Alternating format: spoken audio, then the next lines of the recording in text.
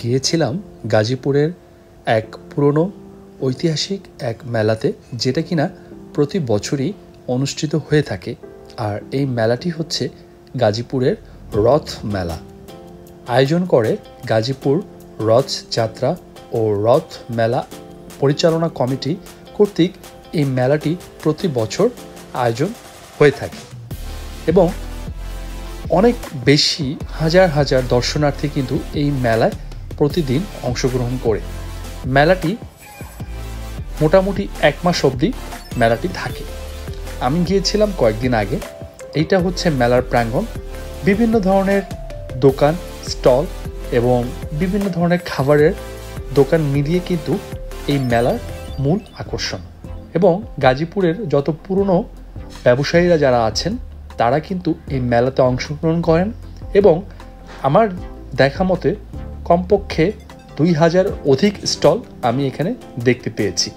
এবং প্রায় 1 থেকে 2 কিলোমিটার লম্বা একটি রাস্তার পাশে এই কিন্তু মেলাটা অবস্থিত হয়ে থাকে।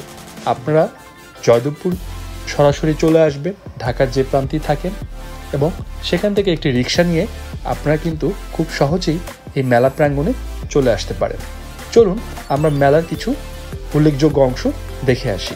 মেলাতে কিন্তু আপনার বিভিন্ন ধরনের পোশাকের আইটেম, খাবারের দোকান, বেশ কিছু ফুচকা চটপটির দোকান আমি দেখেছি এবং পাশাপাশি বিভিন্ন ধরনের জুয়েলারি এবং বিভিন্ন ধরনের আচার, বিভিন্ন ধরনের হাতের তৈরি কারুকাজ সম্পন্ন দোকান আমি দেখেছি।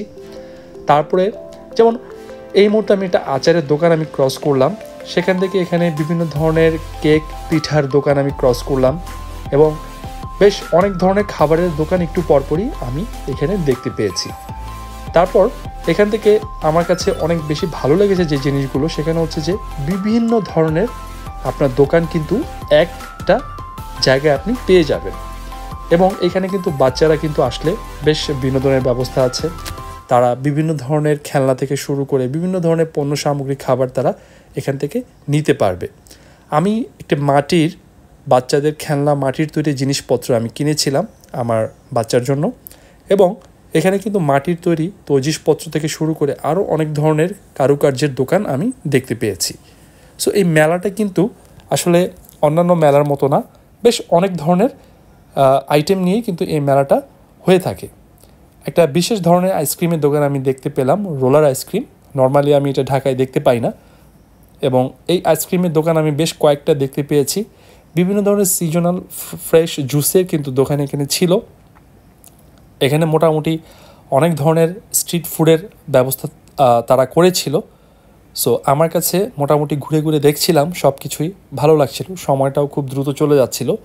আমি দুপুরে 3টা নাগাদ এসেছিলাম এবং আমি 2 ঘন্টা ব্যাপী আমি এই মেলাতে অংশগ্রহণ করেছিলাম এবং এখানে কিন্তু ঘুরে ঘুরে যখন দেখছিলাম আমি মানুষের উপস্থিতি অনেক বেশি লক্ষ্য করেছি এবং এখানে অনেক ধরনের ফুড স্টল ছিল, যেটা কিনা আমার কাছে ভালো লেগেছে এবং ভিন্ন মাত্রার বৈচিত্র্যধর্মী কিছু খাবার আমি দেখেছি।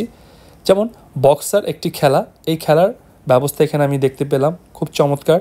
বিভিন্ন ধরনের ইন্টারেস্টিং কিছু স্টক দিয়ে তারা কিন্তু ফুচকার বেশ কয়েকটি দোকান আমি দেখতে পেয়েছি। যারা ফুচকা চটপটি লাভার আছেন, যারা ফুড লাভার আছেন, তারা কিন্তু এখানে অনেক এক্সপ্লোর করতে পারবেন। বিভিন্ন ধরনের পানিপুরি এবং ইন্ডিয়ান যে আইটেমগুলো থাকে, ফুচকা, পানিপুরি, এই ধরনের দোকানগুলো আমি বেশ দেখতে পেয়েছি। তারপরে কিন্তু আমাদের ট্রেডিশনাল যে খাবার যেগুলো থাকে, বিভিন্ন ধরনের মুড়ি, মুরকি, মিষ্টি, তারপরে আপনার বিভিন্ন ধরনের যে শুকনো আইটেমগুলো যেগুলো একসময় গ্রামে বিক্রি হতো, সেগুলো কিন্তু বিশাল এক পসরা এখানে কিন্তু তারা দিয়ে রেখেছে। সো ভ্যারাইটিস এখানে দোকান পাওয়া যায়। বিভিন্ন ধরনের গ্রাম বাংলার ঐতিহ্যবাহী মিষ্টিগুলো আমি হাতে বানানো মিষ্টিগুলো আমি দেখতে পাচ্ছি। সো এই মিষ্টির দোকানগুলো কিন্তু এখানে বেশ অনেকগুলোই ছিল।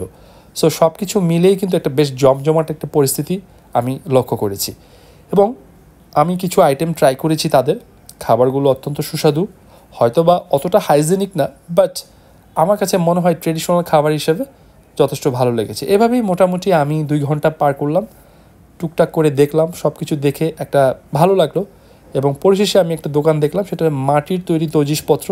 এখানে বিভিন্ন ধরনের শোপিস, বিভিন্ন ধরনের মাটির তৈরি আইটেম তারা সেল করে, এই ধরনের কিছু দোকান আমি দেখতে পেয়েছি। সো এখান থেকে আমি আমার পছন্দ মতো কয়েকটা আইটেম আমি কিনেছিলাম। যাই হোক, সর্বোপরি আমি এটা এনজয় করেছি। সবাইকে ধন্যবাদ।